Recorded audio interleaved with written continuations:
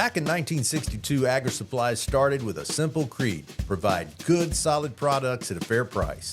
Add in stellar customer service and you have the best option. There's 9 locations across North Carolina, South Carolina, Virginia, and Georgia, and their robust online ordering makes it easy for anyone in the world to experience the Agri way.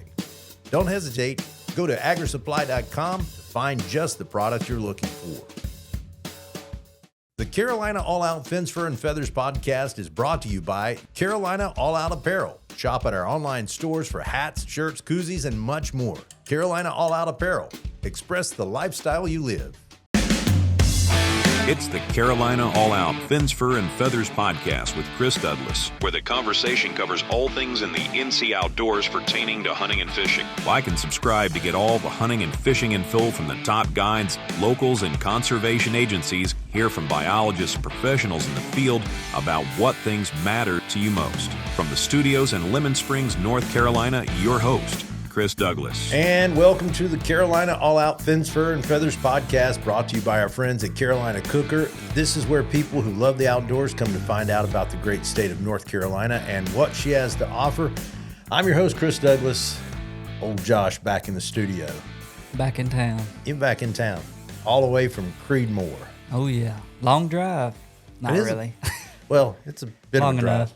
Yeah, it's a bit of a drive. I've done it quite a bit, going up that direction to see you or drop something off to you or even pick you up, go to another trip, So it's a ride. It's pretty country up there in that part of the state. So, Josh, we had all sorts of stuff going on since the last time that we did squirrels, I think it was last time. Squirrels, yeah. Squirrels, and the float trip there that we did for squirrels. So now we are into the spring, and today is opening day of turkey season. Now, when people will start hearing this, will be on into it probably, but we got a lot to talk about there for sure. So we're going to just kind of jump into the show, let everybody know, what's going on with us at Carolina All Out, but also talk about why we love turkey hunting. And we also want to get in some other things about even some information for people who are kind of studying this thing, who've never turkey hunted before, maybe have some hunting experience, maybe not, but, are wanting to get into it. And Josh and I have been talking about a few things that we think will make your hunt more enjoyable, but also maybe give you a little bit better success in the field. We do not claim to be professional turkey hunters by any stretch of the imagination. Absolutely not. I know I don't. Yeah, I wouldn't even try. I mean, I've killed quite a few birds, but I seem to sometimes fumble into it, I think, and then other times maybe some experiences come into play. So we've made some good moves on birds, and we've made some absolutely idiotic moves on birds. So to start it off, let's talk about why we love turkey hunting so much. And I'll just shoot it right straight at you, Josh, and tell me what is it about turkey hunting that makes you just go crazy? Well, I guess I'm a deer hunter first, right? Mm-hmm. So I'm naturally going to want to hunt other things as well. But turkeys are awesome because it's not that. Now, I understand we deer hunt turkeys sometimes when they're hard to get, but it's a lot different hunt. So a vocal hunt, you don't have to get up as early. It's a visual hunt. You can go after them. We can wait for them. They respond to us, to calling really well, unlike a deer.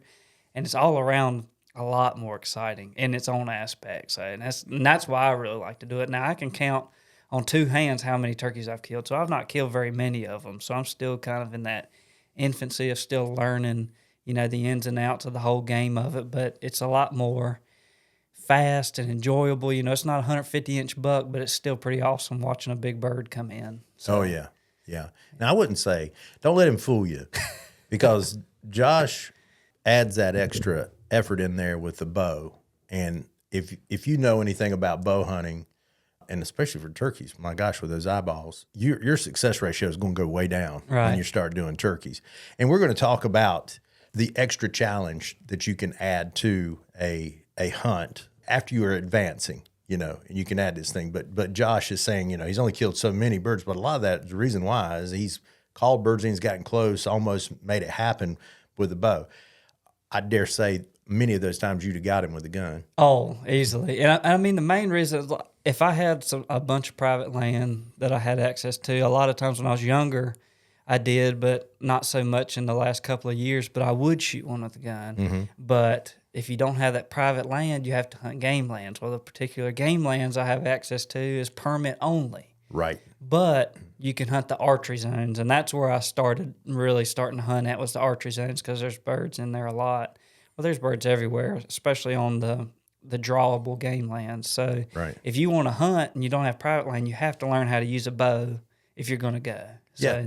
that's pretty much what got me started. And I really like to bow hunt too. So Yeah. Crazy about the bow hunting.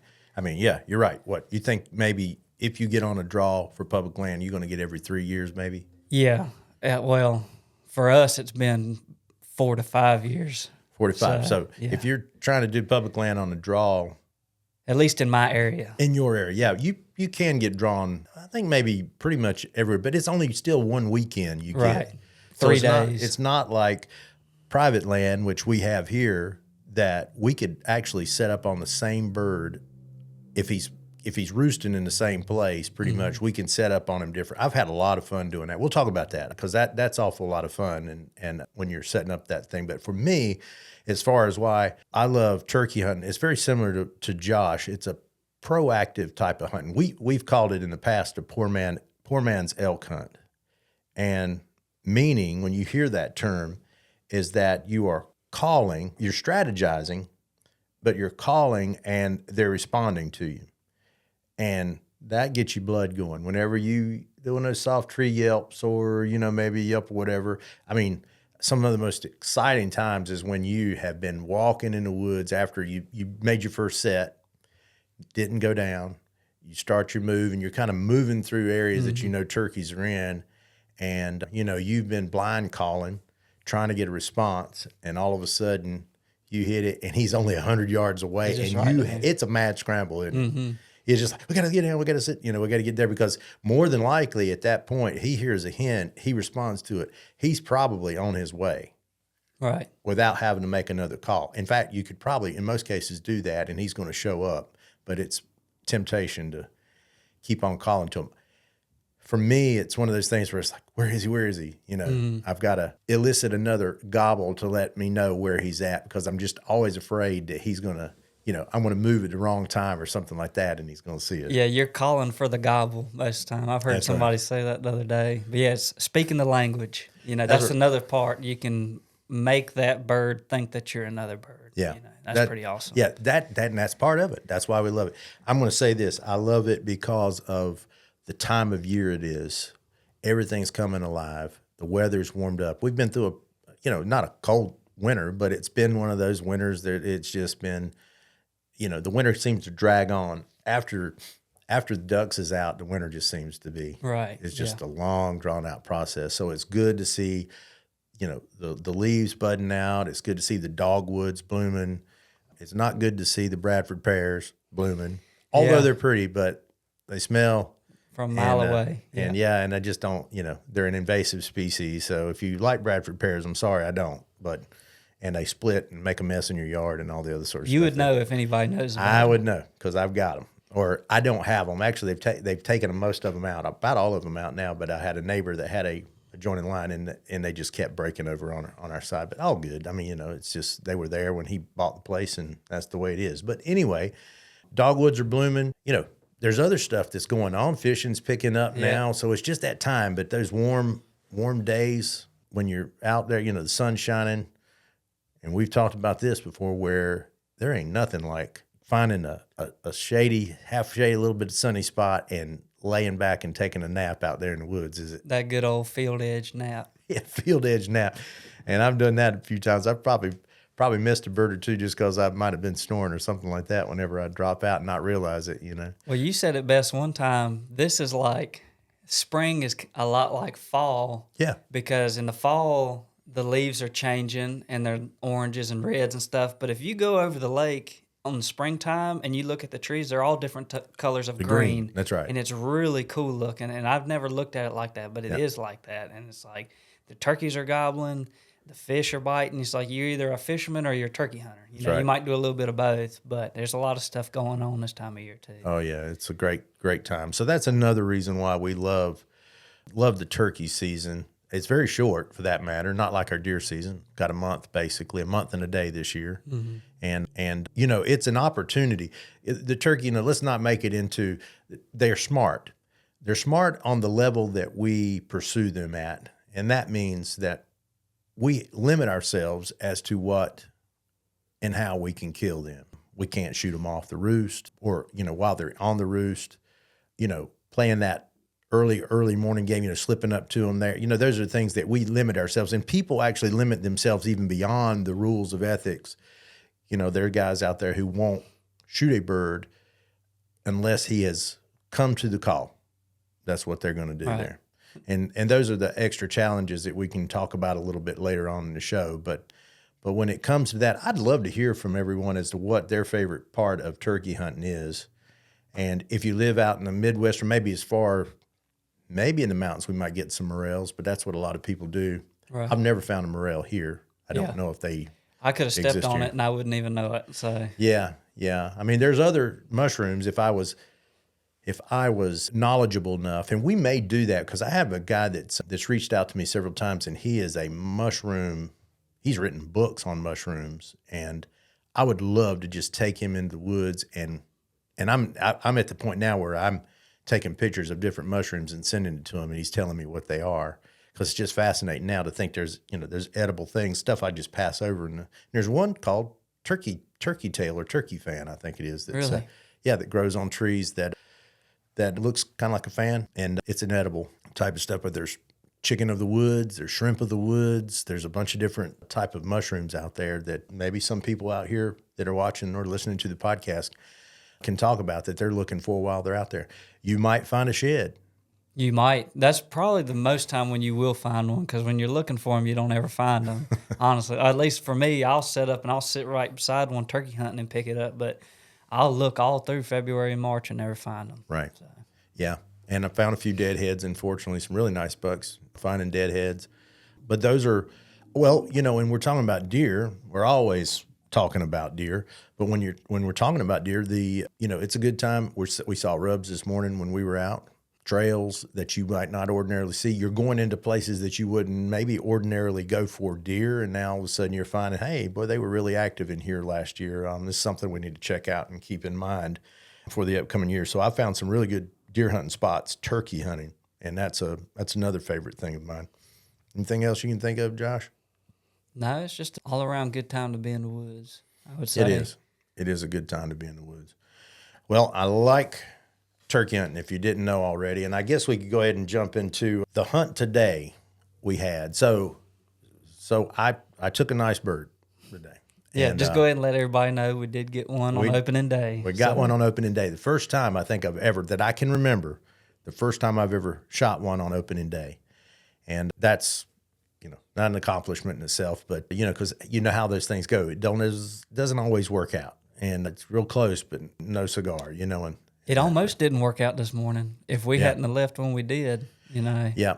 Well, the advantage that we have is that when Josh and I together, Josh being such a good hunter, and we're scouting. We've been able to scout some this year for turkeys and kind of keep tabs on where they are in different fields. It just seems like all of a sudden I started seeing them in one of our fields that they hadn't been using in quite some time for whatever reason, and all of a sudden I'm seeing them there, and I got some video of two toms. Actually, one was the one that actually came toward the truck had that short beard, which we might have had an encounter with him this morning. But anyway, we had a kind of a plan. We have one field that the birds will be on from time to time, and they were about 2 weeks ago, but that's changing now.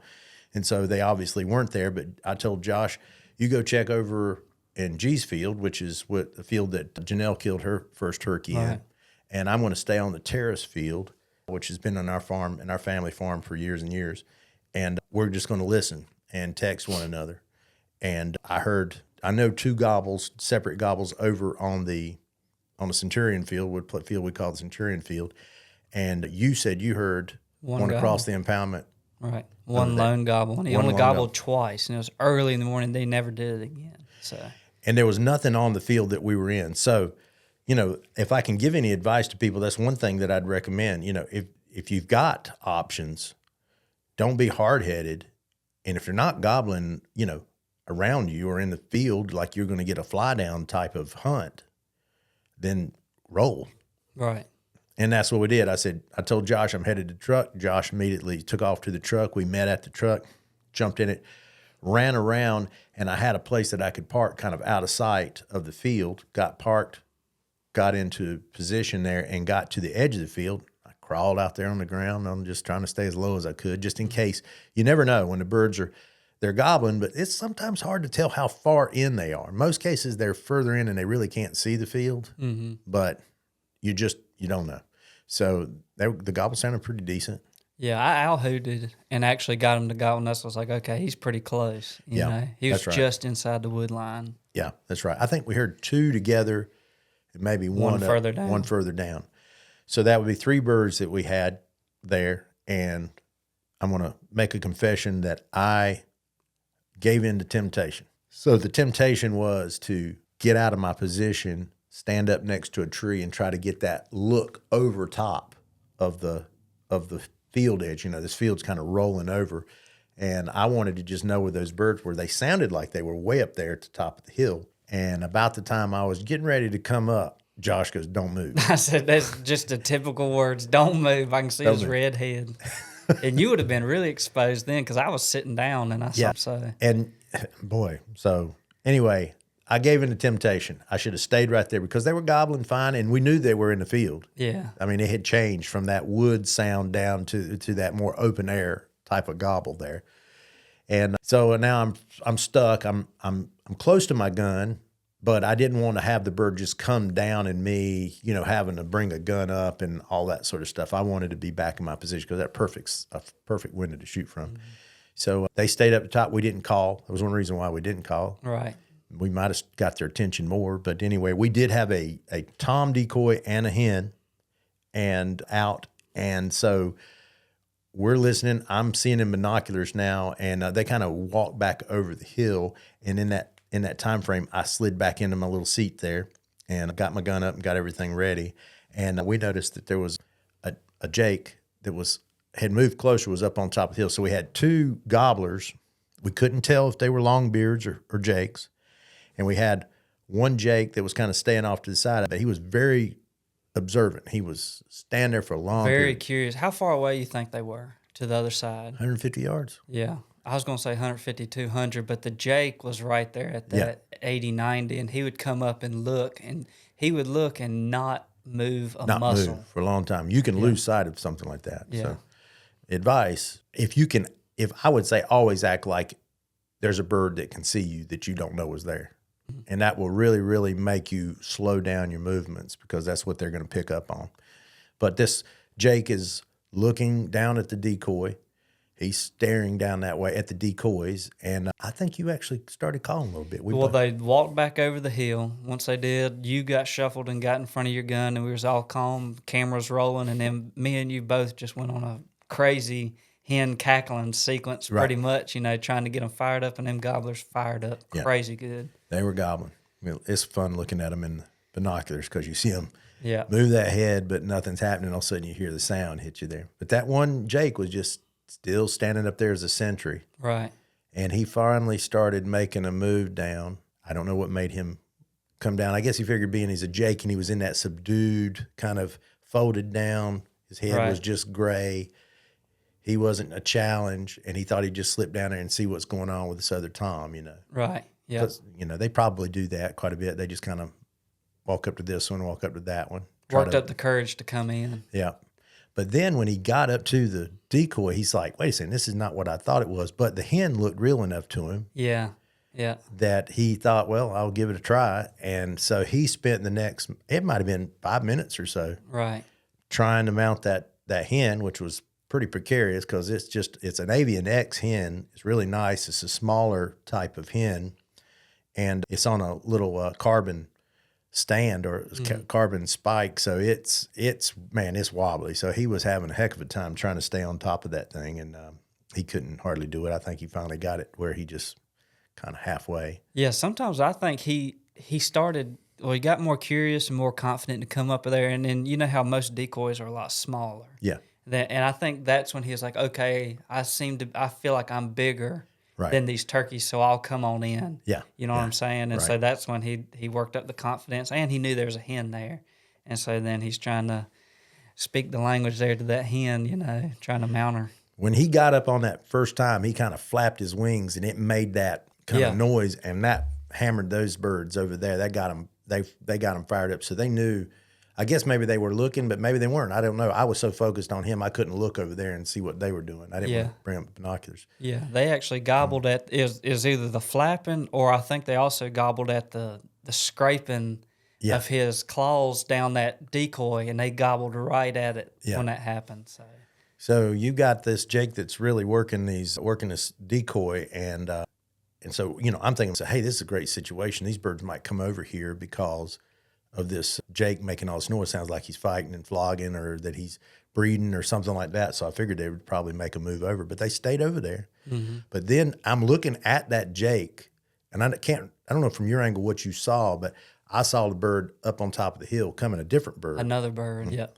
And I was like, okay, this get interesting, see what he is. And he went into a full strut. And he was kind of moving toward those other birds, but then whatever got his attention, I guess all the noise and movement over there. Of course, that Jake was kind of quiet by that point. He was just barely moving around, but he wasn't going to allow that. I tend to think what was happening. So he did make a move. He saw the Jake starting to get up on top of that hen and stuff like that. But I tend to think he took so long because he thought there was a fight going on. You know, so he was taking his time because he ended up being what we call the super Jake. Yeah, he was a Jake. He was a Jake, but he had about an 8-inch beard. He was a super Jake, Who I think is the one I videoed yesterday. Right, the other morning. And so it took him a while, but then once he figured out that Jake was trying to breed a hen, that's when he turned it up and come on in there. He came on in. Yeah. And he shimmied and shaked and spit and he was showing his dominance there. But I'm just going to say I had my gun up because, he had a full fan. I was thinking but I really couldn't see the beard. Right. You didn't know at the time. Thank goodness for Josh's eagle eyes. And I'll tell you what we'll do. We'll go to a break, and we'll finish up this story. We won't make it too long, y'all, but it was really exciting, and the footage is going to be awesome. I can't wait for you to see it on Season 8 of Carolina All Out. You're listening to the Fins, Fur, and Feathers podcast. I'm your host, Chris Douglas, with Ole Josh, and we'll be right back. You are in too deep with nowhere else to go. Keeping up with Carolina All Out is easy. Check us out on Facebook and Instagram. Like and follow to keep up with the All Out crew and our friends with posts, stories, and reels that will inspire you to get outdoors.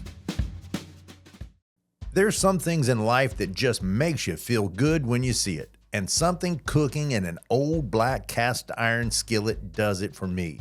There's nothing like it. And if it does it for you, then my friends over at Carolina Cooker have just the equipment you need for outdoor cooking, camping, kitchen accessories, and food processing. Check out carolinacooker.com to order from their huge selection and also find a store near you that carries the brand born in the Carolinas. Carolina Cooker, tools, cooks, legends, you create the tradition.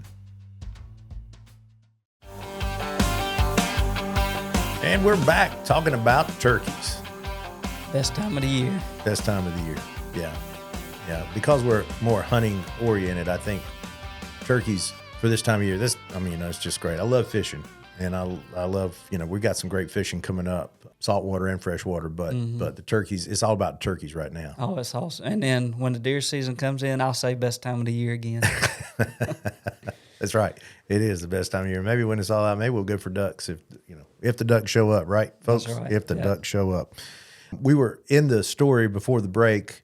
We had what we recognize as a super Jake, what we call a super Jake being a young bird, but he has gained a full fan. Sometimes they haven't, but sometimes they got a full gobble. You can just see where it's not perfect. It's perfect, but you can just see where those first 4 feathers on his fan are just a little bit taller. A little bit taller. Yeah, that's right.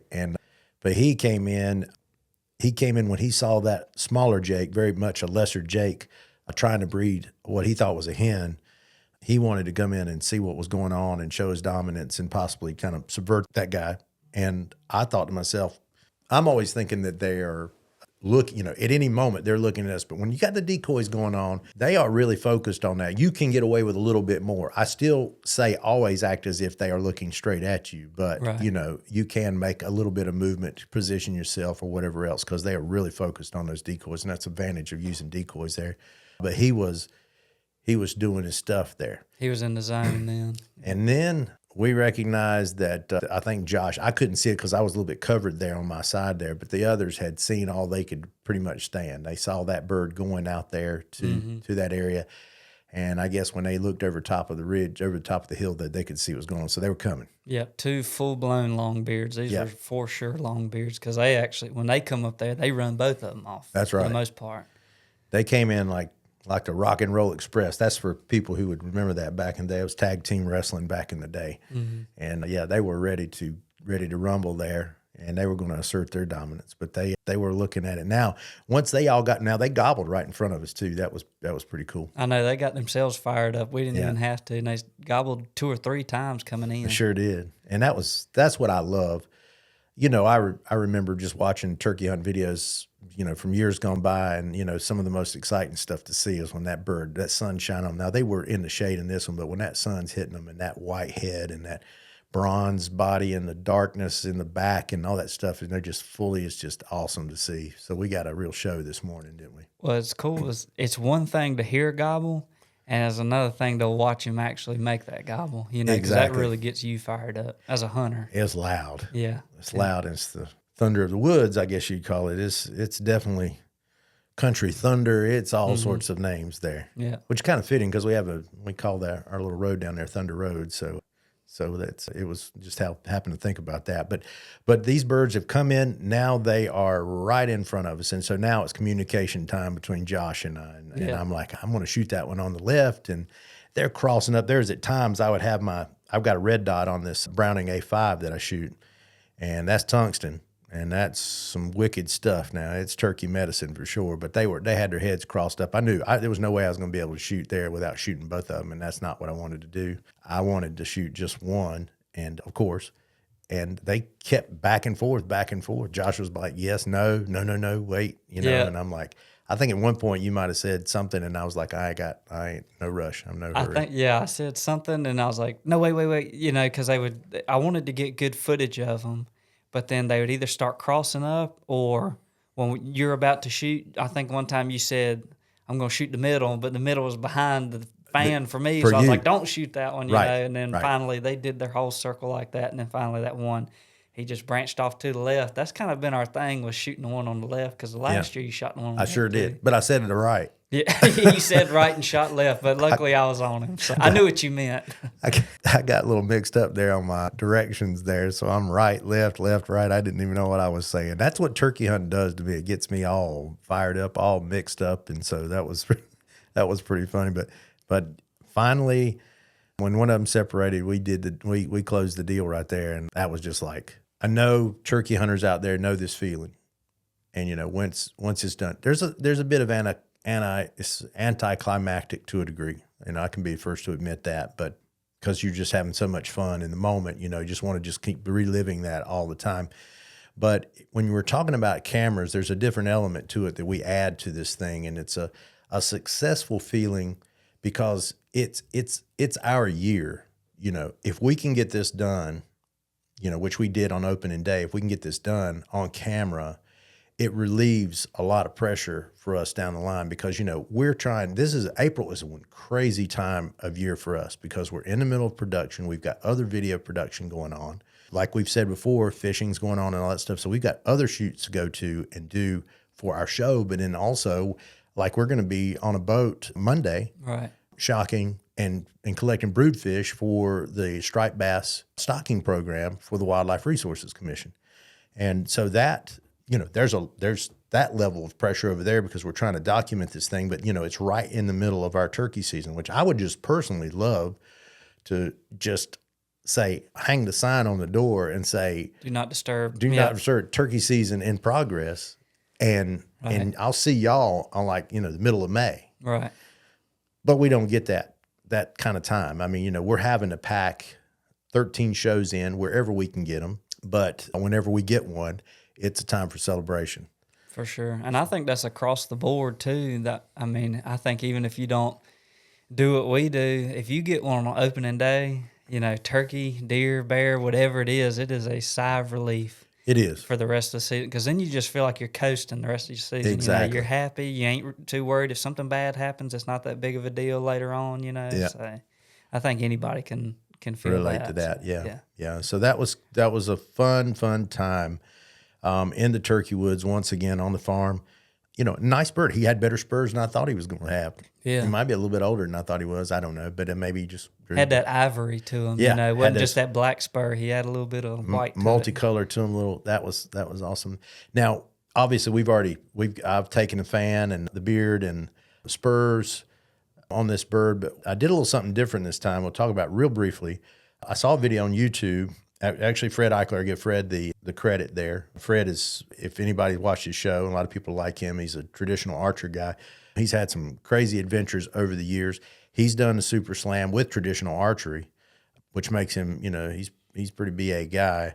He married into pretty much outdoor royalty because he married Michelle, a maiden name Musakia, who her father started Muzzy. A lot of people don't know that, and so she ran Muzzy for a long period of time before she sold it.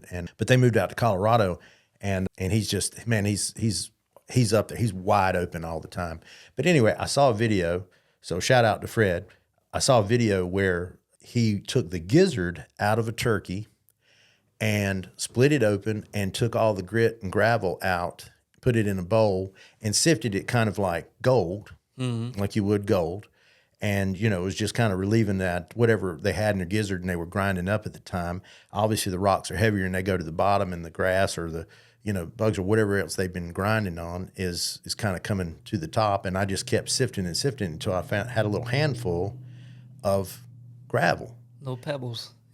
And they're kind of getting round, because they're rubbing back and forth together. Because this muscle, the gizzard, is obviously like a big muscle, and it's just contracting and relaxing. So anyway, that being said, Fred showed that you could take these, if you keep collecting these, that you can fill them up in a nice decorative jar. And that's a neat trophy, really. Yeah. Because the rocks are different colors from different areas. So what I saw was really neat. It looked nice. It just, it's a way to remember your hunt.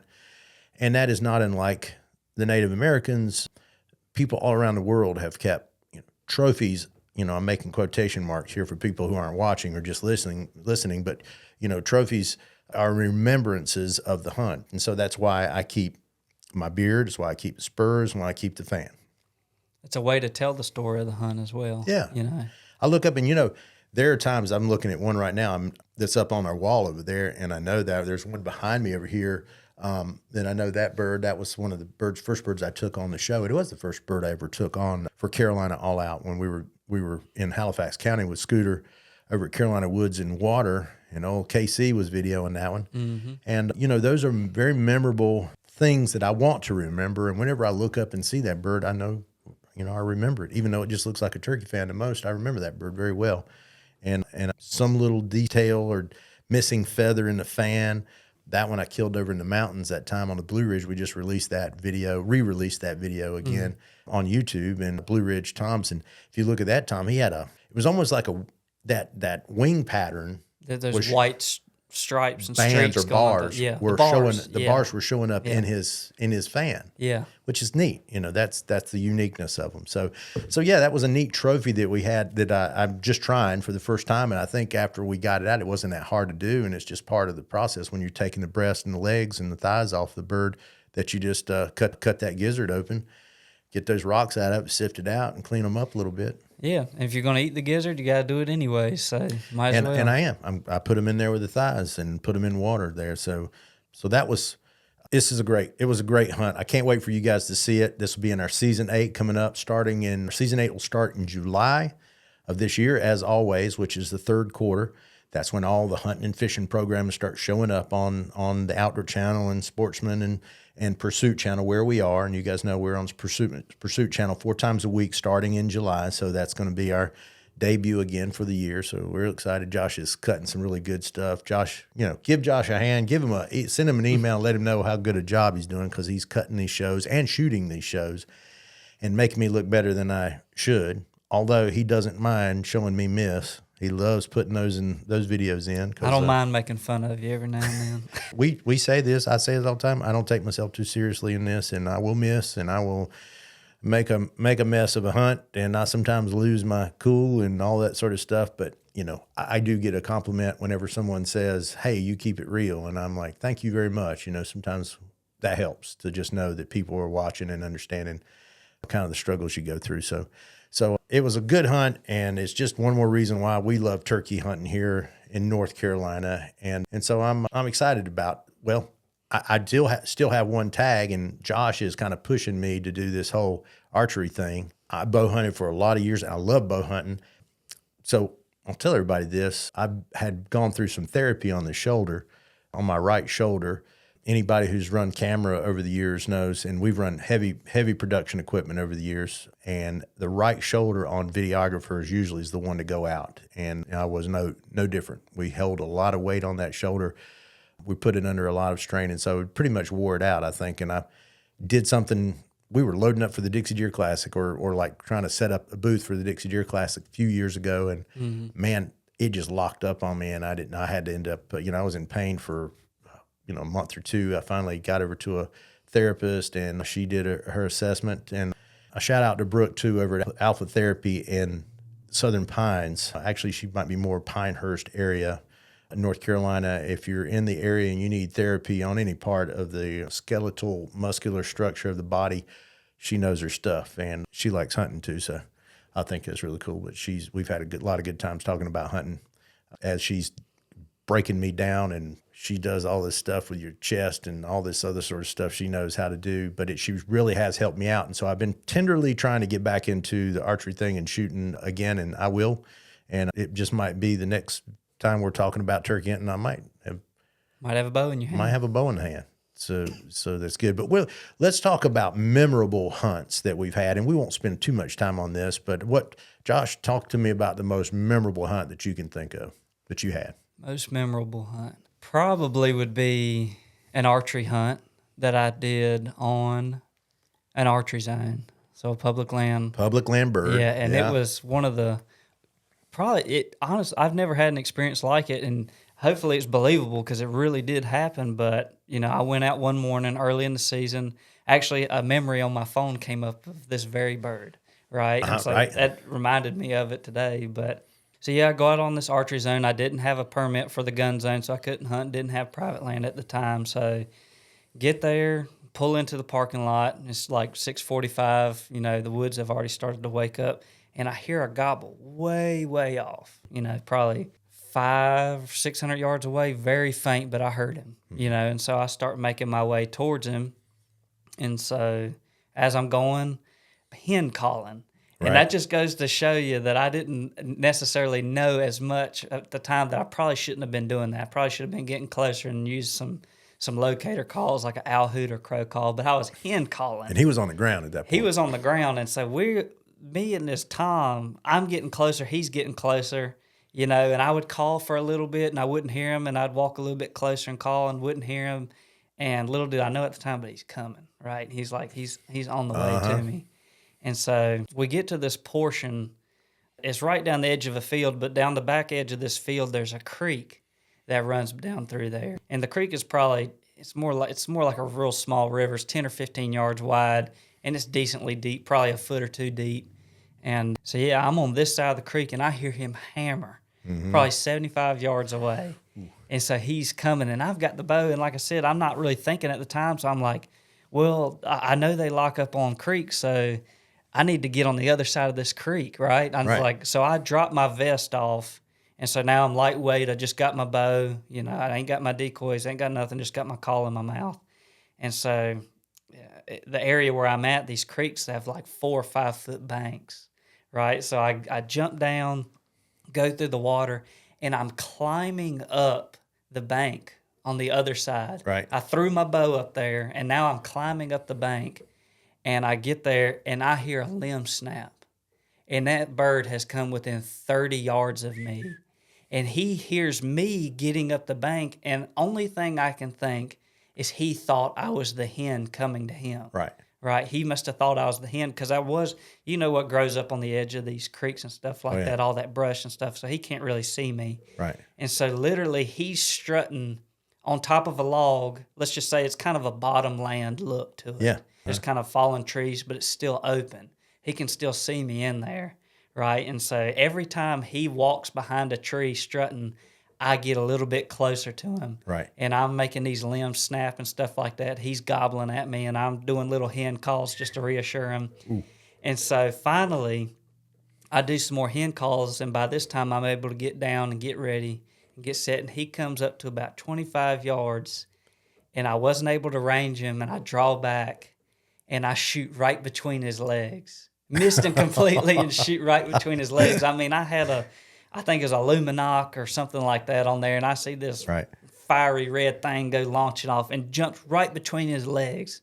And he jumps up in the air and then goes right back into strut mode again. Doesn't bother him one bit. And so, but this time he is still getting a little bit wary. You know, I'm calling to him every now and then, and he starts making his way to my left, and he goes behind this really big gum tree. Mm-hmm. I'm just going to say it was a gum tree because it's kind of in a swamp area. And so I quickly get another arrow loaded on, and by this time he's probably 30, and he jumps up on a log, and by that time I'm drawn back, and I just pinwheel him right there as he jumps up on that log, and I go running and chasing after him, and I catch him, and by that time he's dead, and I think I let out a little war cry right down there in the swamp just because it was such an awesome experience, you know, but that was one of those times where I didn't have a decoy. Essentially, I was the decoy, and that's the only thing I can think of is that I know he saw me move, and I know he heard me crack those limbs, but he just thought I was that hen coming up over the bank, you know. So yeah, you were low enough profile. No doubt he was looking right dead in there, but he couldn't see. But it was all good enough for him because you've been convincing him from way back 500 yards away, right? Yeah, well, I'm calling and moving closer. He's calling and moving closer. In hindsight, I wouldn't do that. I would have come in quietly, you know, and set up, but it worked out pretty good. Well, I mean, I can envision it all. You've told me that story before, and I remember that, and I was like, oh, yeah, you had him fooled with you rustling in the leaves back there and calling, and that made him he was already in range when he locked up and started strutting. Yeah, he locked up, but I couldn't move because, like I said, I threw the bow up on the bank, and I didn't just I ain't gonna throw it up there with an arrow knocked, you know. And so I'm sitting there trying to get these arrows knocked on there as he's passing in front of trees and stuff like that, you know. So, and then of course I missed because I couldn't range him. He was like, I think I shot him for 20, and he was like 25. And you know, turkey, they're so small. If you're not shooting real fast, it'll drop right under him. Right. So, but he was so fired up at that point. Well, for people who don't know anything about the bow hunting turkeys, by and large, most turkeys taken with a bow are out of ground blinds. Wouldn't you agree? Yeah, I would say so. And from what I understand and what I know. And I've videoed several, in my past, several turkey hunts with the bow, which is fun, and that sort of thing. But I say you're doing something when you can kill one mano a mano right there on the ground, 30 yards from him. You were able to work it where you could get a shot on that bird. That is some serious stuff. I'll give Josh his credit where credit is due. That's pretty doggone good, And you've been working on that kind of process for some time with all the foliage. And you should see Josh's setup. You need to go on Facebook, go Instagram there and check out. I need to post it. Honestly. Yeah. I'll have Josh. We'll make him repost some of his turkey kills there and see his outfit because he's got all this. He went to, you went and robbed Michael's or the best place, Hobby Lobby or something like that. Well, the thing is so what I'm doing, and it's not something that I came up with. I saw somebody else do it, but I'm putting artificial ivy on my bow, so my bow looks like a bush, a green bush. Does. But I can still shoot through it, and essentially your bow is your blind, right? And so you're just hiding behind this green bush-like thing. That's your bow. And so, you could go to Michael's, very expensive at Michael's. Oh, okay. I'll tell you the best place to go, as long as you do it right, the best place to go is a graveyard and dig through the trash cans. I hate to say it, but yes, go to the graveyards and, because it's still artificial greenery and, you cut the flowers off so you have the greenery. Right. But they'll throw that stuff away after it's been in the sun too long. Right. And it just doesn't look as good. Well, it still works really good for putting it on your bow if you want some free stuff. There you go. Man, Just, there's some. just that's don't some- look too crazy while you're doing it. Maybe go to an outskirts of one. Don't go robbing any grave flowers. Just make sure you're getting it out of the trash can. But The Lord will be looking. the Lord will watch you if you do that. So, but if you get it out of the trash can, I think you're okay. So, Yeah, well, that's pretty awesome. But I mean, really, I've looked at your setup before, and you put some on your person as well, on your hood and all that stuff. So Josh, looking at Josh when he's holding that bow up, he does. I mean, that's a great way to be the walking blind. right. Yeah, you got to be mobile, and so I don't want to lug a big blind around. I want to go after gobblers that are gobbling or ones that are fired up. So that's the best way to do it. That's a heck of a challenge, yeah. Yeah. Man. Well, we'll get back into more memorable hunts. I'll give you one, and then we'll, after the break, of course, we'll go to the break. I'll give you another memorable hunt, and we've got some other things to talk about turkey hunting. This is turkey hunting season 2024. You're listening to the Fur, Fins, and Feathers podcast. We'll be right back.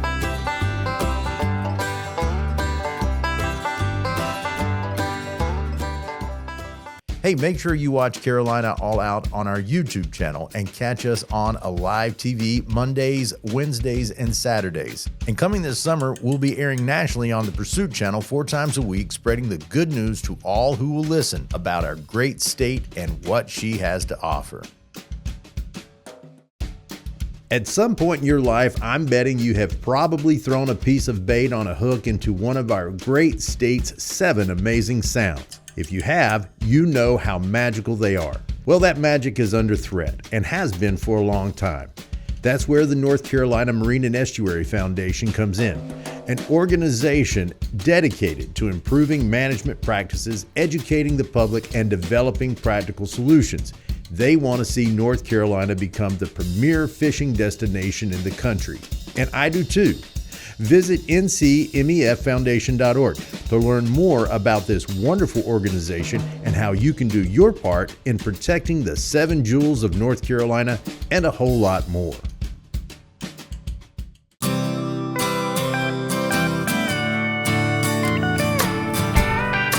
And we're back talking about those turkeys. Them turkeys, as we call them. Yeah. I tend to put an L in the middle of a word somewhere or another. So if it's a 2-syllable word, there's an L that'll pop into it sometimes. So That's right. turkeys we're talking about there. We love turkeys, and we've been talking about this in this whole podcast about memorable hunts, about the hunt we just had, which will be one of those that becomes very memorable for us, and why we love turkey hunting in general. And there's so many reasons why, and I know most people identify with that. Josh was relaying a story of a hunt that he had, which was awesome because he did it with a bow and did it without a blind and got down with that. I mean, just right down there with him and got a turkey dead over that. And you said it during the break, it was the biggest one you've ever killed. Biggest turkeys I've ever killed. Yep. And I was able to, it's just fooling him on his level. Oh yeah. It's everything. Well, you've heard this. If you're trying to get into turkey hunting, or this from experience, that maybe 10 o'clock. What time of day was this that you got into that bird? I probably had him down by 9. By 9. By 9, because he was gobbling on the roost at 6:40, but it just took me that long to get to him there. and get it. Well, he may have been by himself. You never know. A big bird can be by himself, but I find that a lot of, if you can kill a big bird, either you're going to kill him late in the afternoon or you will kill him after 10 o'clock or so. Just because most of the time a big dominant bird is going to have the hens with him, and there's all sorts of problems that comes when hens are involved. When they say henned up, they mean it. He's not coming your way. You can soft purr, cluck, and everything else, and he's just not going to come to you because he's got everything he needs right there. Even hens will lead him away because they don't want you with that other gal. They don't want that. And so that kind of tends to be an issue as well. And, I say that's the reason why. That's the only thing I can think of. But, there's a lot more eyes in the woods and can see you, and makes it more difficult to get things done. So, sometimes bigger birds happen after the hens go to nest, and then they're going to their typical strut zones, or they're just looking, and you may get one to just fire off, and you hear him, and then you can start calling to him, and he's set up and he's looking. He doesn't have hens with him. He'll come to you. So he's a little bit more susceptible possibly there. I think over the past few years, we get a hold of a big bird, and they're still with a hen at 1, 2 o'clock in the afternoon. I know. Yeah, we've watched them before and be with them in a field all day long, and then walk in the woods right after them. Yeah, it's just so I guess they just till the deed is done. Different they'll stay with strokes them. for different folks there and that sort of thing. Well, we were talking about memorable hunts. Josh relayed one that he had, and I tell you, I've had so many, and even now I'm sitting here going, what was the most memorable hunt that I've had? And, what makes a memorable hunt? Is it the difficulty of the actual hunt itself? Against all odds, you made this happen. Did you pull off something, work around him? Did you make that call or do something that really convinced him that, he needed to come over and check you out? Or did you even just stumble upon one, Mm-hmm. And those are, man, I've just had so many of them. But I'll talk about maybe a memorable hunt that we had on the show, and then people can relate to that one. I'd almost have to say, and see, it was in a ground blind. In a ground blind. It was in a ground blind. Yeah, well, some people's ears just perked up when you said that right there. Yeah, because I tend to be. Now, I'm not going to say I'm a snob when it comes to that, and we're going to talk about the that little facet of turkey hunting that comes into play. It happens in all of the disciplines of the sportsman. You can talk about fly fishermen and how they Purist, feel. yeah. Purist, traditional archers over compound Yes. guys. There are those guys like No corn. There's always those things that people are trying to limit themselves, I would say. And then once they have been successful at it, they can start looking down on others because they do it a way that maybe they did it back in the day. It's only natural. Maybe it's only natural, but anyway, ground blind, I particularly don't like hunting out of ground blinds because I just feel like there's a challenge there of being out in the open. I also, for the fact of being able to hear and video-wise, you're kind of limited to where you can pan the camera and see, so you don't have that full range of view. So there's a lot of issues. It's not because I don't think it's sporting. It's nothing like that. I just like to be out there In the open. Yeah. But anyway, and if you probably look at the whole hunt, and it wasn't overly exciting, but we did a hunt down in Halifax County, and what makes it the most memorable is because it was the first turkey hunt we did for Carolina All Out. Okay. And it was Casey and I, Kenneth Chesson. You guys have heard him and seen him on the podcast here. And it was with Scooter. And everybody knows Everybody knows Scooter. Everybody knows Scooter. I mean, my gracious. And he's, Scooter Lilly, Captain Scooter Lilly, who is more renowned for his, big red drum and his trout fishing and his striper trips that he does. And he guides hundreds and hundreds of people on. But he is a partner in Carolina Woods and Water, and they have, I know at one time they had 15,000 acres in Halifax County. That's 15,000, and a lot of it was contiguous too. Some big bottomlands they had around the river, and I mean they've got primo habitat. If you know Halifax County, just another wonderful place in North Carolina near Scotland Neck, and there's just beautiful, beautiful fields and woods, and it's just a great place to chase turkeys in. But anyway, Scooter said, hey, I've got some birds here, and I think we've got one that we might be able to make happen. He said, but I see him in the afternoon. He said, you can't get to him in the daytime. And I was like, okay. He said, well, I set up a blind, and that might just end up being where you can get it done at. And I said, okay, let's do it. So, here we are. We're not finding a bird, a memorable hunt now I'm talking about, and we're not pulling this bird off of the roost. We are going to a place and hanging out at a place where he frequents. And some people might call that bushwhacking. Or deer hunting. Or deer hunting for turkeys. Deer hunting turkeys. So it was a funny thing because, we were pretty excited about this. It's like, man, we need to kill a turkey for this. Halifax County, working with Scooter and Casey and I, Scooter dropped us off down at the blind. We got in the blind. We're doing the setup. He actually had a strutter decoy on a little thing that turned. It kind of turned the strutter. And you could use a little electric. Called like a strut 360 or something like that. The stake. Yeah, just the stake that would turn him around. That's all the movement he would do. So I'm on the right. Casey is on the left. We're looking out. The actual strutter is over here to my right. And so I think I had texted Janelle, texted old G, and I said, hey, we're in the blind and hope, I'll let you know if we have any success or anything like that. Texted her. And I think I actually did a selfie. I think we just I held the phone up like that. And no, it was KC. KC held it up. And the reason why I say that is because when Casey held it up, I was smiling at the phone, and I happened to look past the phone, and there was a gobbler standing out there in the field. Really? And I was like, hey. And of course, Casey, he's done this game 1,000 times, so he's like, freeze. Freeze, he knows better. And he goes, what? And I said, there's a gobbler out in the field. He said, you kidding me? I said, nope, I am not kidding you.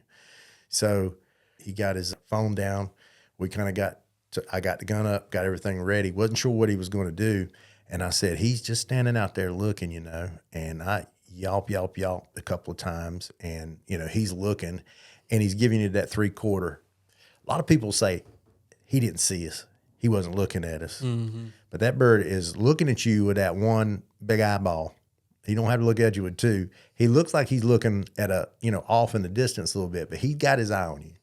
And so I said, hey, I'm going to hit this button here and turn this bird around. So I hit the button, and that bird made the turn, and that you could tell it got his attention there. So he started creeping this way, And then he got out there and he started gobbling in the field, and which was awesome. Of course, we saw how that footage, him coming down, and so he's making a move, and then as he's getting closer, I'm like, he is going to come right by this blind. Like, I don't know if I can shoot him because he's going to be too low for me to shoot. Shoot a hole in the blind. And so you guys can be the judge of it. When he comes down and KC is like, he's coming at such a clip, and he's not running, but he's moving pretty fast because he's going to go check out this gobbler that's in his strut zone who's strutting. And when he's coming through, he literally is where I can't shoot him there. But I didn't want to try to shoot him at 5 feet because I was going to miss him. I can tell you that right now. I had old Gold Hunter, Browning Gold, the Gold Hunter with a aim-point red dot. And, man, he came by, and all of a sudden, he didn't like what he saw, whether he heard us breathe, whether he saw movement in the blind or whatever, because he was that close. All of a sudden, he did a pop, and he turned and started going the other way. Fortunately for me, him going away put him right where I could shoot, and he was going directly away. So I wasn't having to track with him. I just put it right there in his head, and so I touched off, and boom. And if you look in the video, there's something that flies out. I don't know if it flies off. I couldn't find where I shot the blind, but it was like something just goes flying in the air, and it looks like part of the wad and maybe part of the front end of the shotgun shell. I don't know. Something didn't go off quite right, but it was enough to lay him down. It cut him a flip out there in the field, and I was like, man. And that was our first turkey. That kicked off everything for turkey hunting on Carolina All Out. Right. Of course, Scooter hadn't been gone no time.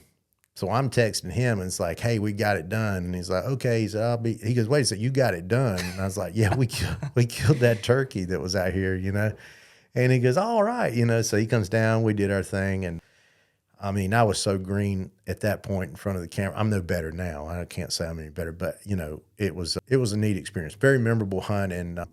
And it wasn't one of those classic, fly down and, calls you over, struts in, and all that sort of stuff. It was kind of more or less one of those things. We had to be in the right place at the right time. We were where he wanted to, where he wanted to be. Right. And so we got that done. That was a memorable hunt to me. But boy, have I had some fun hunts over the years and some fun misses. And don't forget, on our YouTube channel, you're going to see some misses that I do. If you watch them, Josh he compiled them. He likes that. Oh yeah. He compiled my misses together. So check that out on YouTube there. Give us a like and a subscribe if you do like what you see, because we're going to be releasing more videos as time goes on. And of course, new season's coming up in season 8 there. We're going to get into the last part of the show. After these messages, you are listening to the Fins, Fur, and Feathers podcast. We'll be right back. Hey, make sure you watch Carolina All Out on our YouTube channel and catch us on a live TV Mondays, Wednesdays, and Saturdays. And coming this summer, we'll be airing nationally on the Pursuit channel 4 times a week, spreading the good news to all who will listen about our great state and what she has to offer. At some point in your life, I'm betting you have probably thrown a piece of bait on a hook into one of our great state's 7 amazing sounds. If you have, you know how magical they are. Well, that magic is under threat and has been for a long time. That's where the North Carolina Marine and Estuary Foundation comes in, an organization dedicated to improving management practices, educating the public, and developing practical solutions. They want to see North Carolina become the premier fishing destination in the country. And I do too. Visit ncmeffoundation.org to learn more about this wonderful organization and how you can do your part in protecting the 7 jewels of North Carolina and a whole lot more.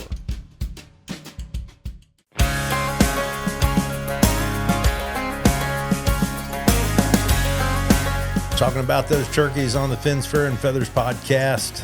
Old Josh in the house, trying to be all humble and all because he shoots turkeys with a bow and arrow. Well, I just know there's a lot of better turkey hunters, and it's not my thing, but I do enjoy doing it. So. Yeah, we do love it, and that's again, we kind of, the caveat to this whole thing is we are not professional turkey hunters. We just love turkey hunting, right? And we have some experience.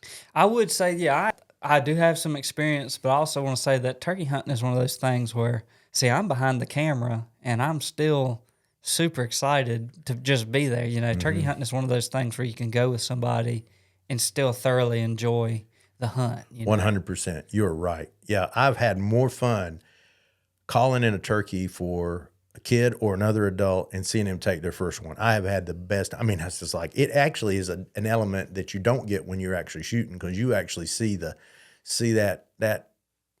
swarm of angry bees called pellets just wrap that head up. That's right. And we were talking about earlier, whenever Josh has been pushing me to get the bow out and get after him with a bow. And I'm not saying no. And he's heard me say it before. I do love that violence at the end. There is something about the violence. The violence at the end of the gun, of a turkey hunt with a gun. That wham! I mean, that fire coming out the end of the barrel. You know, I mean, that's some high-powered loads. That's pretty awesome to watch that head just about go away. Yeah. Well, it's also great. It just lets everyone else in the woods know that old Chris got it done too. Yep. So when they hear that shot break off, so. Boom. It's great. It's great. Well, we just gave you some memorable hunts that Josh and I have had. Lord knows we could talk about hunt after hunt after hunt, but that's not what we're here to do. We just want to kind of give the consummate. This is the turkey season. We're in the middle of the turkey season now. We are actually recording this on the first day of the turkey season, where we killed one, which is impossibly rare for me, but we got it done. And now when you hear this, you'll be possibly in the middle of a turkey season. By this point, you might have one yourself. You might have both your birds, you know, and I hope you do. I really do. We are so excited and so proud to be North Carolina turkey hunters and to be a part of that scene. Right. You know, it is a scene out there. You know, I mean, all this morning we were thinking about when everybody was getting up, making coffee, having breakfast or not. Most people tend to do on turkey hunting. I think they tend to go hunt, maybe have a little snack, but they have breakfast after they come out of the woods. That's right. Yeah. Regardless of whether or not you got one, you know, you can still come out and, you know, have some breakfast, go back at lunchtime or something. But yeah, I woke up early at like 4, and I was just thinking about all the, you know, mountains to the coast. People are getting up, moving around. They're excited. Everybody's excited. A kid, if he didn't get one during youth season, he's probably really happy to be going right now, you know, or anybody, you know. It's just cool to be a part of something like that. Absolutely. Subconsciously, you know, they might not be thinking about you, but, you know, everybody's kind of doing the same thing, heading to the woods. We're part of that fraternity, right? And I'm proud. I just want everybody to know that I'm proud to be a part of your hunt. I'm proud to be a part of the scene that you have in your county, wherever you are in North Carolina, and quite honestly, across the United States. A lot of seasons opened up this time. You know, of course, you get down in the southern states, they opened up a lot earlier, so they've been underway for a month or more, close to it, more than that. And so we are part of that. We're proud, and we will never apologize for being hunters.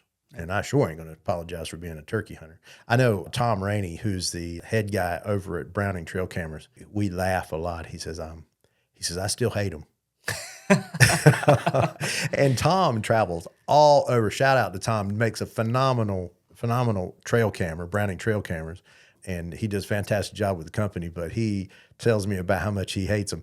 And it's tongue in cheek. He doesn't hate them. He respects them dearly, but that's what we kind of say. It's like, I got a problem with them. Got a bone to pick. You got a bone to pick with them. So it's probably because they fooled him too many times. They will make you mad after. They a will while. make you mad. They will look over there at your setup and your calling, no matter how good you did, and they will turn and walk away. What's that? What did we say? That 3/4 look, and then they'll do the wing clip. They'll tuck the wings, do that. and then they'll slowly just walk the other Ease direction. on off. Yeah, that has made me more angry and upset, and I don't know what to even talk about. I better not even get into that sort of thing. Hey, real quick, we have already been in the woods before today. We actually did a little public land turkey hunt with our buddy Wyatt. Oh yeah, Wyatt. Yeah, we didn't get it done, but we got out. You guys got close. I backed off. I didn't get right into the hunt on the first one because I didn't want to. I didn't, 3 people in the woods, a cameraman, and me just, helping call or whatever like that. And then Wyatt, he's no small guy. No, Wyatt's a really big 16-year-old, and I mean a big one. Yeah, yeah. He's big. We're talking about the last 2 clicks on a snapback on a Richardson 112. If you know what I'm talking about. I know exactly. If you're looking at us on camera right now, I've got one of our all-out hats, mossy oak there, and this particular one, I don't know if all of them's like this, but this thing swallows my head up, and I don't have necessarily a small head. Right. And I think I'm, not far from being right there at number 1. Yeah. Wyatt puts it on, and you're right. Yeah. He's got that thing stretched out there on a bigger hat like that, so that's pretty fun. But Wyatt's a great kid, and we had a good time. Took the old creek boats up the river and made a go at it, but couldn't get it to happen. It was the way public land goes sometimes, but we had a lot of fun. It was a big day. I slept good after that trip, man. I wore myself out more than I thought. Yeah, you don't realize that a full day in the woods turkey hunting, it'll do it to you. Man, you know it. Well, we wanted to move into a place where when we're talking about hunting turkeys, if you're an experienced turkey hunter, which many of you are, you start maybe limiting yourself a little bit more. You're trying to take that challenge to the next level, add an extra challenge to turkey hunting. One of the challenges that we add just by default is the fact that we have 2 guys always, and one guy's running camera and one guy's, shooting. And so, extra movement, setup has to be different sometimes. Right. Sometimes you're trying to coordinate and even communicate while the bird is coming in or in there and not messing up, and all that stuff adds to the challenge there. But talking about some of the things that we are seeing now, of course, Josh has taken it to, I'd say, one of the more ultimate levels is by doing it with a bow and arrow. That's pretty awesome archery gear, and doing that and doing it without a blind. So that's a double factor there, not having a blind. Yep. And then doing it with archery equipment and doing it on public land. I'd say that's pretty dang good limitations right there that you placed on your own self. Right. And not always because I wanted those limitations, but it just happened to be that way. And so now it's, to me, it's gotten to where it's really enjoyable to go out and try and do it. And, the whole thing, I can't stand when people say it's about the hunt, but it is, at the end of the day, we are trying to get a turkey on the ground. That's right. But the whole experience of it happening is something that's pretty awesome as well. But we are, at the end of the day, trying to get a turkey on the ground. That's right. So what are we seeing out there? Advancements in turkey hunting, but also advancements creates more or prompts people to make more limitations. So let's talk about TSS for a little bit, tungsten. Yep. It's always been the quest for turkey hunters to have that tight shooting gun. Mm-hmm. That pattern that's tight. You don't want one spread out. You want to be able to put it on that head and just that head's going to turn to jelly. You're going to run, pellets through that. When it comes to, proper flight or good patterns, you're talking about beads that stay round, that don't flatten out or deform and cause them to fly off and cause, other issues. So, for years, hunters have been working on their choke patterns. And, they've got them down to some really good ones. And some guns tend to shoot tighter patterns than others. It's, with whatever particular ammunition that they shoot there. Right. It used to be back in the day we had 10 gauges. Guys were literally buying 10 gauges for turkey hunting. I remember that. That was like a big deal. Right. I remember when the XRs hit the market. The long beards? The long beard, the XRs, long beard XRs. Shoot that white smoke out. Exactly. So what that was an epoxy that they were, I think they were they copper plated lead or were they? Oh, I've got no idea. Yeah, maybe copper plated. I think they were. But anyway, that hardened that bead up a little bit more, which made it deform less, which made it a tighter pattern. But also the fact is when they went out the end of the barrel, that epoxy that they had them encased in would kind of go out, and they would all kind of come out as maybe somewhat of a plug together.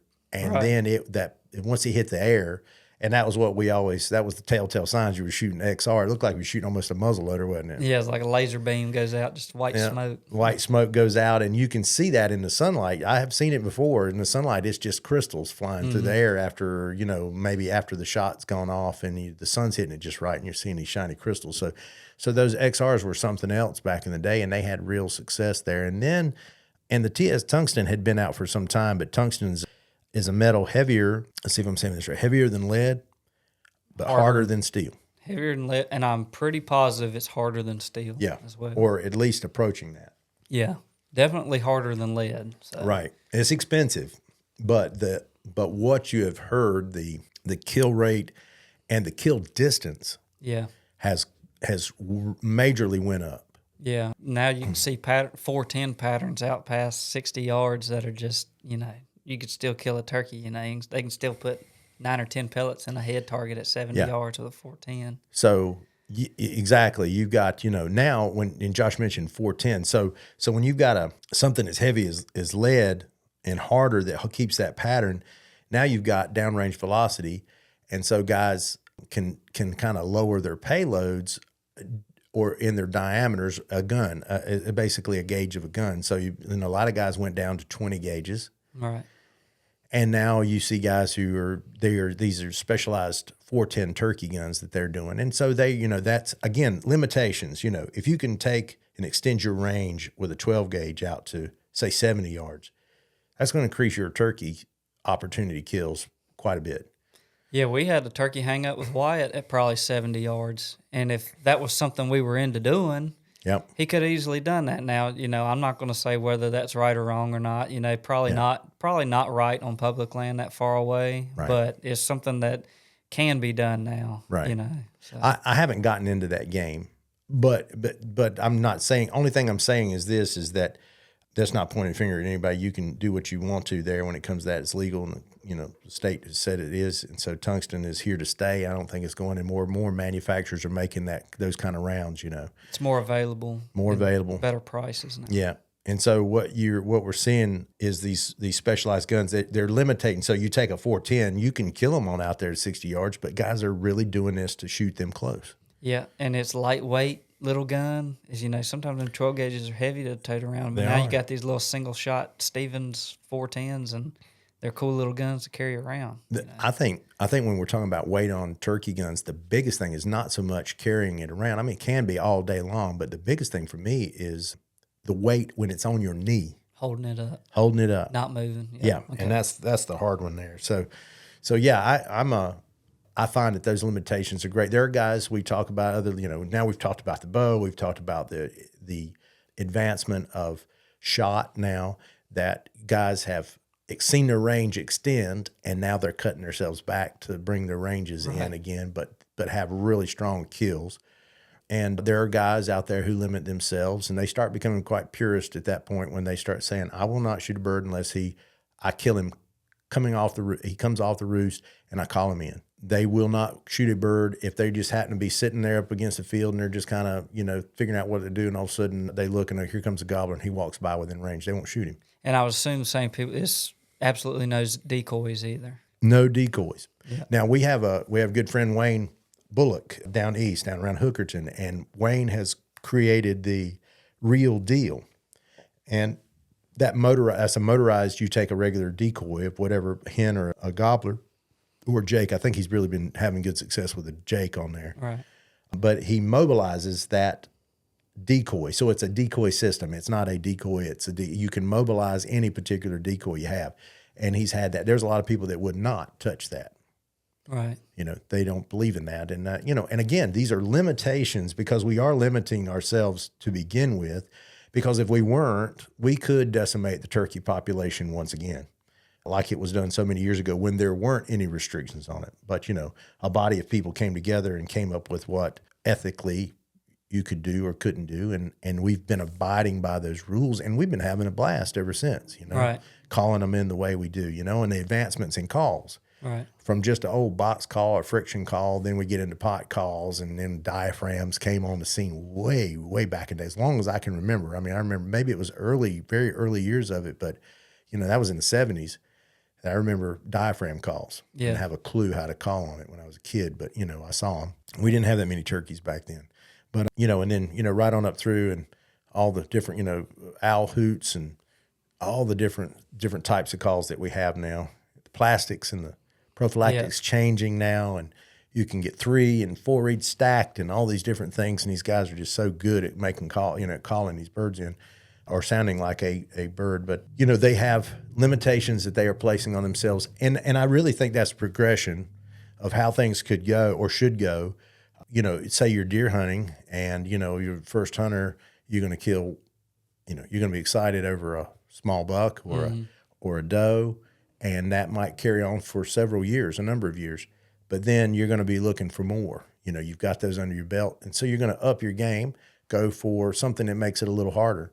Right. And a lot of times people go for a more mature deer. Selective deer hunting. And so, hey, it might be that a guy, only hunts one bird all year long on his private land. Yeah. And he passes up birds just because that particular bird that he's been, might have a distinct gobble. I don't know. He knows what that bird is that doesn't go his way, And so those are very honorable. I mean, Yeah. I think the good thing about it is you can apply your own limitations and still get the same outcome. It's like bird's still going to die at the end of the day. Yeah. No matter how you do it. So. And maybe he gets by you that year. Yeah. And so, and you don't feel bad about it because you put those limitations on yourself and you go, he lives another day, Yeah. I'm not going to be all upset if I'm trying to get one with a recurve this year. Ooh. That's something I've really wanted to do for a long time because I've been shooting a recurve since I was 5 years old. And so, but I've never really taken it hunting and I felt like I've always been proficient, but I've always just taken my compound or something like that. And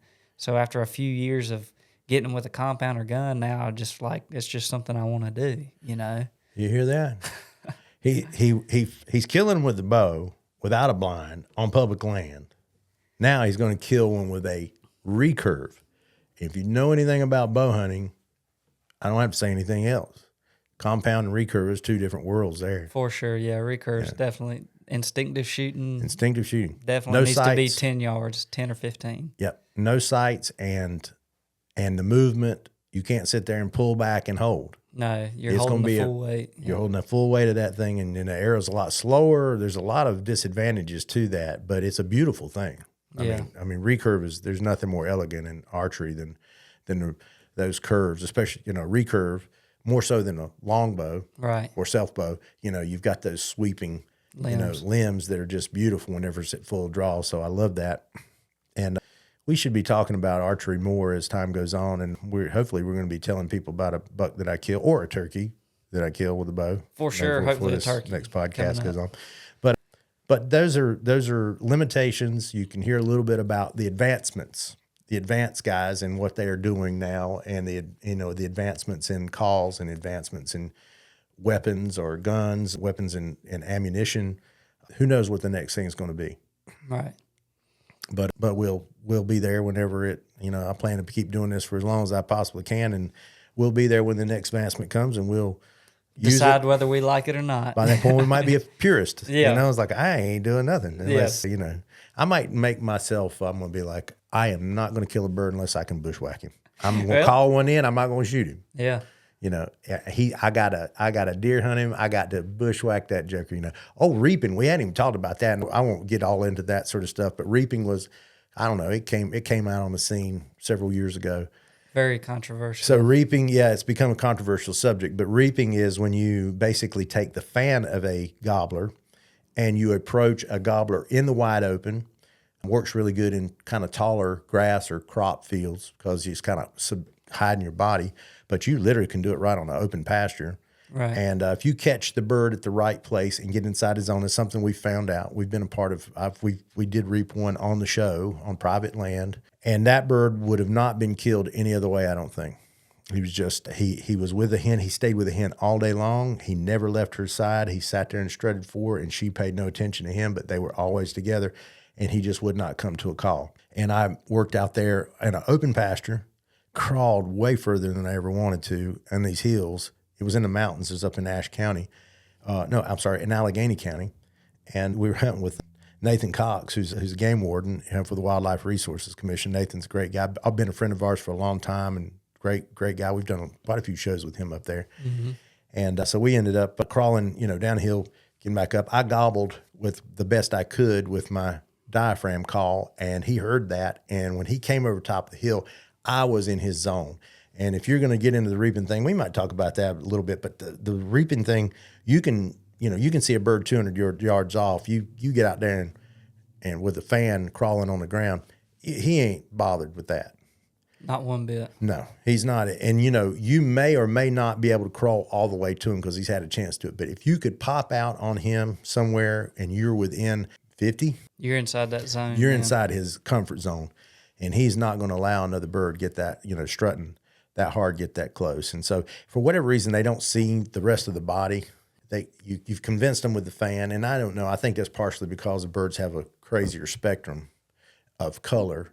And so they're seeing a real fan, and that looks like everything they need to see, I suppose. And the rest of it is just kind of, they fill in the blanks. But they come, and there's been some pretty exciting videos over the years that I've watched of people reaping birds. But again, that is the reason, one of the controversial reasons for that is because people doing it on public land is dangerous. Yeah, getting shot, even, trespassers shooting people out in the fields and stuff like that. Yep. Yeah, and it's not only that, but is it ethically, is it too easy? That's another big thing. Now, I know for me, every time I've done it, the bird runs the other way. It absolutely scares the heck out of them. So it just depends on the bird, too. I've never been able to see where it was easier, but yeah, the safety thing, I would go out on a limb and say, do not ever do it on public, just because I've had stories myself calling at people, popping out on each other. Yeah. It's pretty scary at the time. Don't do it at all. So. Yep, you have to be very, very careful with that. But but it's been done, and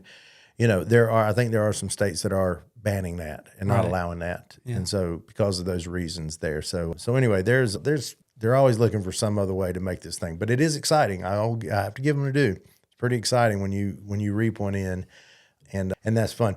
We are right here at the end of the show, and I'm going to talk about if you haven't turkey hunted before, or you're just getting into this sort of thing. Maybe you have some land that you've been allowed to hunt on, and it has turkeys, and you're looking for some information on, what do I need to do? How do I need to do this? What advice would you give? Josh and I have not done a lot of show prep on this, but we've talked a little bit about it. And so there are some things that, that we would say, in getting started in all this stuff. And of course, first thing is you gotta have turkeys where you're hunting at. That's right. If you're not hearing them or seeing them, then find somewhere where they're at. So.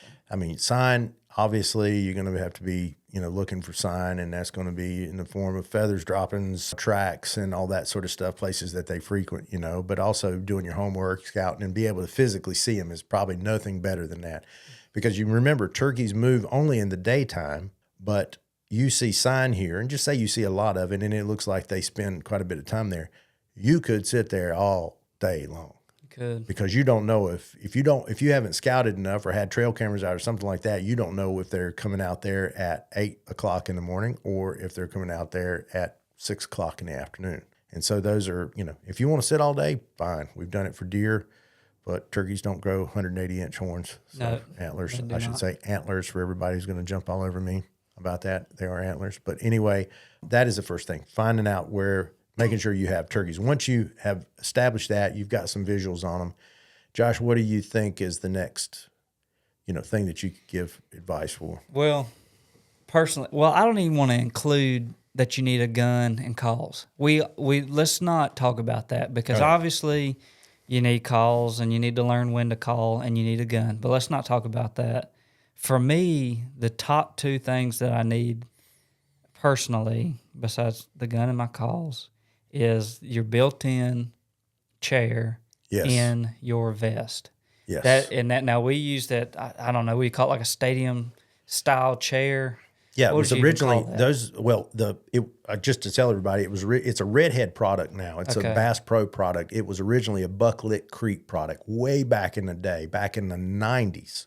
There was a company called Bucklet Creek, and they made a stadium seat style of vest Right. that you could sit in. It's not like your typical cushion that just flops behind you and you sat down and you lean up beside a tree. So talk to them about that whole setup there. Yeah, and especially it comes into play with bow hunting because I'm not always going to have a tree. What this thing allows you to do is, like me filming, I didn't have a tree today, Nope. but that stadium chair and the way it works and cinching those sides, I can rock back and still have support and sit still. And that's the biggest thing is that I can actually hide behind the tree now. right. And not sit in front of the tree. And that's the biggest thing. Now, I understand there's some lightweight, cool ones that just have the pad, and that's cool, and that's fine. But I really enjoy having that stadium-style chair or the ones with the aluminum legs that flip out the back, if you're a little bit bigger guy or something like that. But that's been really important to me. And you actually gave me, or let me borrow it. I'm just not giving It's yours. I'm not giving it back. But it was night and day difference between having that and not having it. And that made a morning sit till 9 o'clock much more doable than not having it. 'Cause you have a tendency to get up, start walking around once you get tired, or you'll stand up and you'll get busted because he's out there. But yeah, I would say a stadium seat and a good pair of binoculars.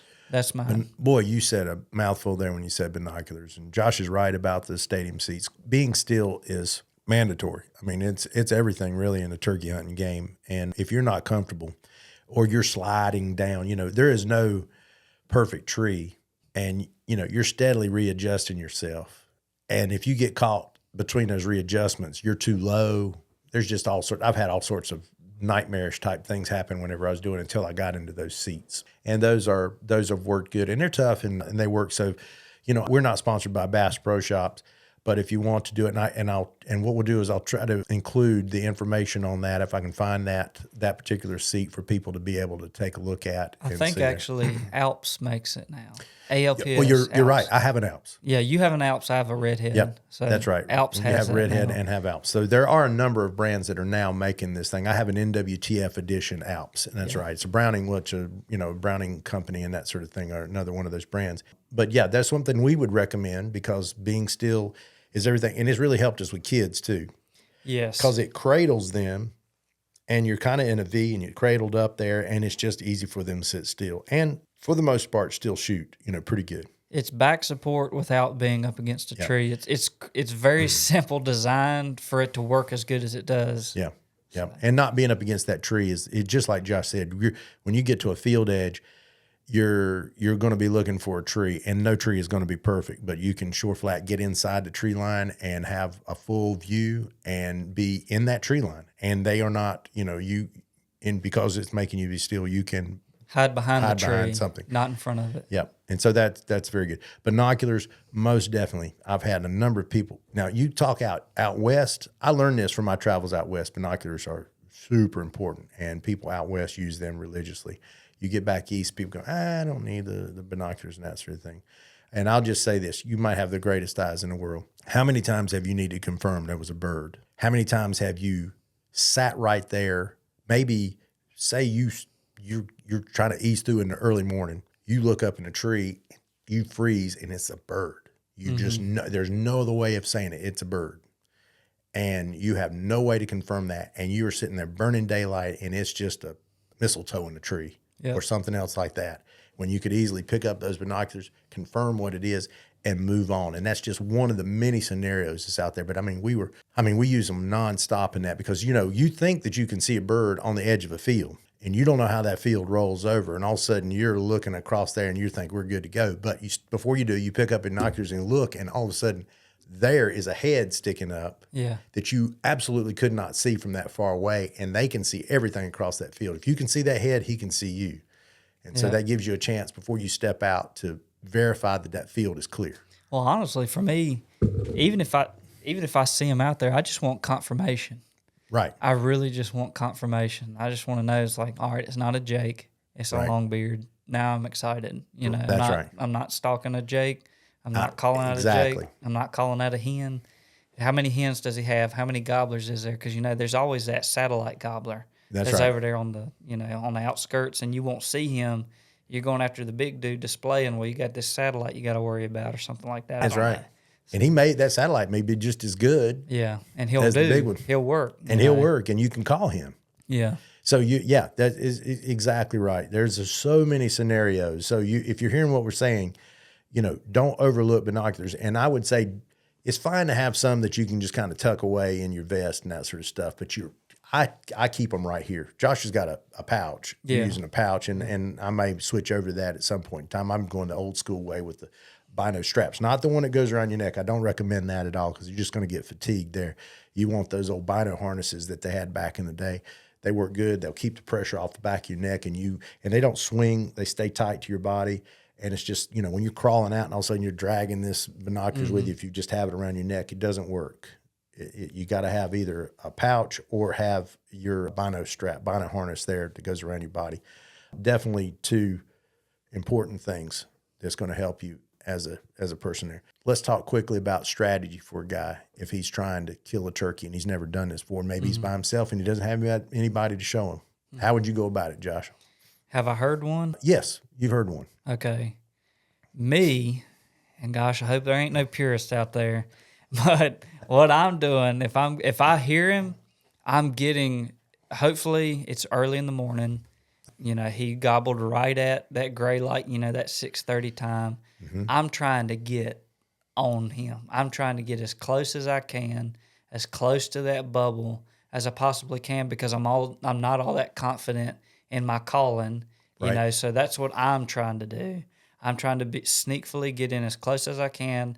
And over the years, after you bump one out of a tree, you'll learn real quick how close you can get and how you can't get, because it's going to really let you down really bad when you do that. Mm-hmm. So what I'm trying to do is get as close as possible. If I have the decoys or not, put the decoys out, get tucked in, carve out a place, kick the leaves away so you're quiet, get tucked in, have some snips with you, snip around, snip your little hole out, stick them in the ground, make you a little ground blind if you need to. And then as it gets light, maybe do a little hen sequence or something like that, little fly down hen sequence. Mm-hmm. That's what I'm doing from somebody who's not overly killed a bunch of birds, but it's worked for me. That's what I would try. Right. So, right. That's a good, solid plan. What are you doing? Well, exactly. I'm doing that. I've blown a bunch of them out of the trees before and that sort of stuff. And you're talking about kicking yourself. Because it's just like, man, you just blew one of the best chances you had when they're right coming out of the tree there. I'd say that I don't dispute anything that you said there. It's kind of I'm thinking about so many different things there, so many different scenarios that come into play. If I'm talking to you and I'm telling you to, we're talking about you're wanting to learn about calling or about turkey hunting, it is just the other day I had some friends that were talking to me and they've never killed a turkey before. They're wanting to do it. They see one over in a field. They don't even know where to begin with this. And I'd say that's probably your best bet. I was encouraging him. I was like, all right, get to that field before daylight tomorrow morning and listen and see where if you can hear them gobble, because, they're telling me they're seeing them at maybe 9 o'clock in the morning.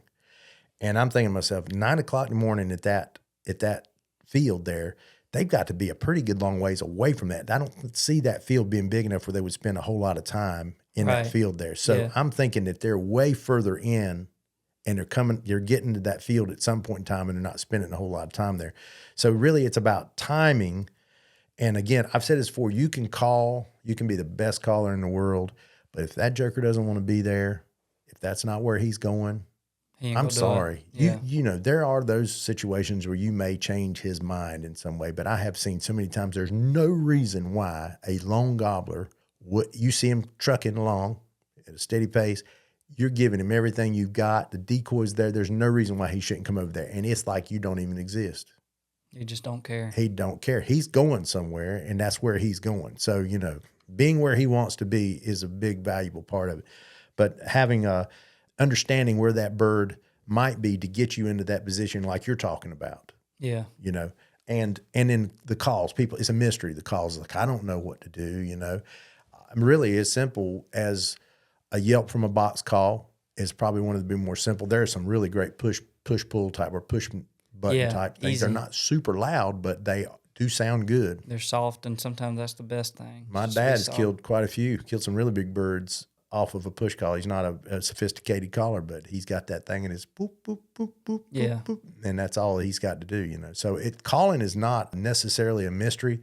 Yes, there are cuts and cackles and tree yelps and fighting calls, and man, there's all manner of things there, but those are just things that you put in an arsenal. I think if you can cluck and if you can yelp well, I think you could probably kill any bird you want. Well, one thing I just want to say, and I'm gonna go back to deer hunting just a little bit, just because I really like to do it. But I have listened to numerous amounts of podcasts and read articles and all this stuff about what's the best way to deer hunt and what's the best way to do it, and everybody has got something different to say on what it is you need to do. And I'm just going to be blunt with you. If you're asking questions on the internet, nobody's ever going to tell you the best thing. It's almost never going to work, you know. Right. The only thing is to be in the woods and learn it yourself. Right. If you mess up, I mean, a lot of people, it's like baseball. Don't let the fear of striking out keep you from playing the game. Mm-hmm. Don't let the fear of messing up keep you from, if you bump the bird out of the field because you stuck your head up too quickly, then okay, I bet you won't do it the next time. If you call too much, maybe you could blame it on you calling too much, then you'll learn the next time. And I think that's the biggest thing. I mean, my dad, he took me turkey hunting, but he was a big deer hunter. Right. He didn't kill a whole lot of turkeys up in Virginia where he lived at. And so we both kind of learned it at the same time. And honestly, it's time spent in the field, and that goes across the board. Nobody is going to be able to tell you how you can do it. It's got to be you spending time out in the woods learning it yourself, because some things are going to work for you that's not going to work for other people. Right. So don't be afraid to mess up. Don't be afraid to bump them out of the tree. Don't be afraid to move. Or like I told you today, you was like, Josh, should I stand up and look? I was like, Chris, I'd have stood up 10 minutes ago to try and look, because I would have, you know, and if I'd have done it, I probably would have bumped those birds. So it's just go out and do it. You know, that's the best advice you can do. Now, you can have all the nicest gear, but just go try it. That's all I can say. Be safe. Yeah. And if you have a chance to go with an experienced turkey hunter, you can learn a lot by going with them. I learned so much over the years by going with guys. I got to go in my early part of my career to Mexico, Texas, Kansas. Man, we turkey hunted all over the place. And I mean, I was going with NWTF guys, whom I thought and I know are absolutely, you know, eat up with turkey still to this day. And they were very good callers. They were on the cutting edge of everything out there. And so they, you know, they had a plan. But, you know, I found out that a lot of times it was just simple common sense that they were using, you know. It's like, you know, staying concealed, you know, if we were trying to move on a bird that was strutting in a sendero, just say like out in Texas, you know, it was still about getting as close as you could. So we would make that move into the brush, or you can move very quickly in the brush out there and pop up the edge, look out, locate him again, move again, split the difference is what we'd always say. Let's split the difference. You know, if we're 200 yards out, let's put us in 100 and let's see how it looks there at that point. And so that's part of it there. But yeah, I mean, you know, we could go on and on about being simple, being about that sort of thing, but experience is a big one, and trying to advance your experience with someone who knows already, who's gone through that school of hard knocks and has done that. If you can get that opportunity to go with people, not everybody has that. You know, you have a small place to hunt, and you just can't, you know, bring somebody with you experience, and you know, always that might not work. But if you can find somebody that'll help you out, then I would say go for it. But remember, if you've got your gun, you've got a good tight shooting gun, you've got a good seat that's going to keep you comfortable for a long period of time, because at the end of the day, you may just be on the side of that field for a long period of time, and eventually turkeys show up. Don't be ashamed to bushwhack one. Times get hard. Hey, I've done that before. Called at him. He don't come out the next day. No decoys, no nothing, and he just happened to come 20 yards from me. Oh, boy. I'll take it all day long. It's those turkey trails. You got to be on that turkey trail now. Hey, there's a new one, turkey trails. He'll have to tell me all about that after the show. Look, guys, we've had a good time talking about turkey hunting. We love turkey hunting, and you will love turkey hunting too if you haven't done it before, because it is so much fun to do. I can't say enough about it. It is fun to do, and there are lots of turkeys to get after on public land. Get in there, do your homework on draws. If you don't have private land to do, if you've got private land, good for you. Go for it. We got 4 weeks left right now as we stand. Maybe by the time you hear this, it might be toward the end or right in the middle. I don't know, but don't hesitate if you get the opportunity. We appreciate everyone listening. I'm going to sign off for Ole Josh, old standby, Old Josh. Holding strong. Holding strong, Old Josh. And I'm Chris, your host for the Carolina All Out TV show, which we hope you'll watch on Pursuit 4 times a week starting in July. We're on a live TV, which is up in Virginia, West Virginia, and Maryland. And you can always see us on YouTube. And if you go to YouTube, like and subscribe. Don't forget, we've got merch. We're just throwing all those shameless plugs in there right here. Just give it all to them, man. Yep. And we've got the website that's being revamped right now, so we're excited about that. There's going to be some great things coming up on the website. So, and of course, always subscribe and like the podcast, because we're going to have all sorts of cool stuff coming on in the future when it comes to the North Carolina outdoors. That's what we're all about. You're listening to the Fins, Fur, and Feathers podcast. Say that real fast. You'll see how hard it is. I'm Chris Douglas, Old Josh. We'll see you next time.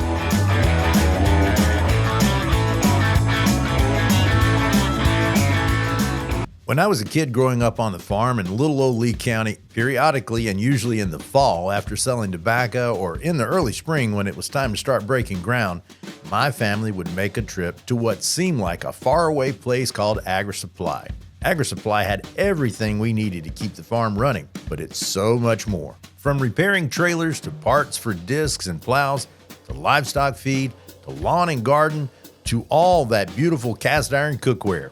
That tradition is still going on, but Agri-Supply is now in 9 locations across the Southeast. If you haven't been to an Agri-Supply store before, just go. You don't have to have a farm or a fleet of trucks to go in. The public is welcome. I guarantee you'll find something you need. And if you don't need it, I bet you'll want it. Agri-Supply, it's what's inside. At some point in your life, I'm betting you have probably thrown a piece of bait on a hook into one of our great state's 7 amazing sounds. If you have, you know how magical they are. Well, that magic is under threat and has been for a long time. That's where the North Carolina Marine and Estuary Foundation comes in, an organization dedicated to improving management practices, educating the public, and developing practical solutions. They want to see North Carolina become the premier fishing destination in the country. And I do too. Visit ncmeffoundation.org to learn more about this wonderful organization and how you can do your part in protecting the 7 jewels of North Carolina and a whole lot more.